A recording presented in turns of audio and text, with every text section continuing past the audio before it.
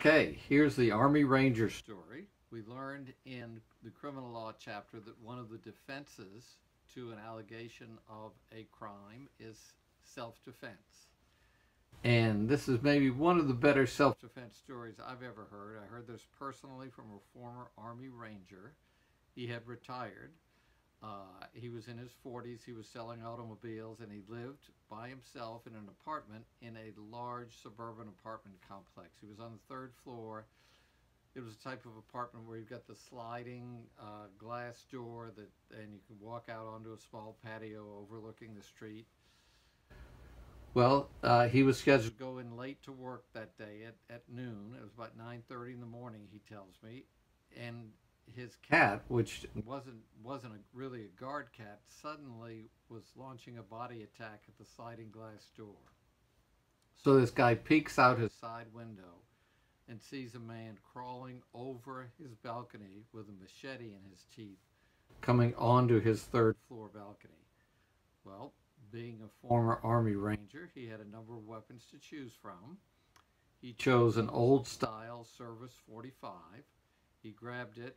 He went for the sliding door, opened it, and shot.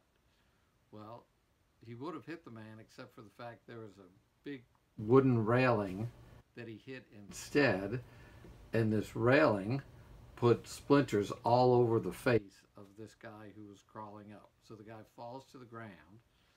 The Ranger guy is standing on the patio in his underwear, emptying his 45, trying to hit this guy. So the guy on the ground realizes, well, it's probably good for me not to stay here. So he runs across the street and jumps over a 6-foot-high wooden fence. When he jumps over, he's confronted with three things. There's a very elderly man with a cane, and on his right and on his left are two large Rottweiler dogs. Sometimes criminals don't do the right thing, and this man, instead of just running past the man with the cane, decided to push the man with the cane down. Of course, that was the signal for the Rottweilers that it was lunchtime, and they start to chew on this guy. So he's got to decide, do I want to jump back over the fence if I can and get shot at by the crazy man in his underwear, or stay here getting chewed to death by these two giant dogs?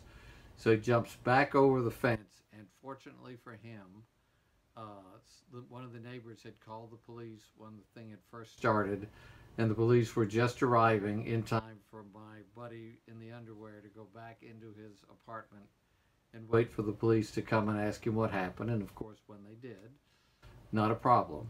All right, that's the self-defense story.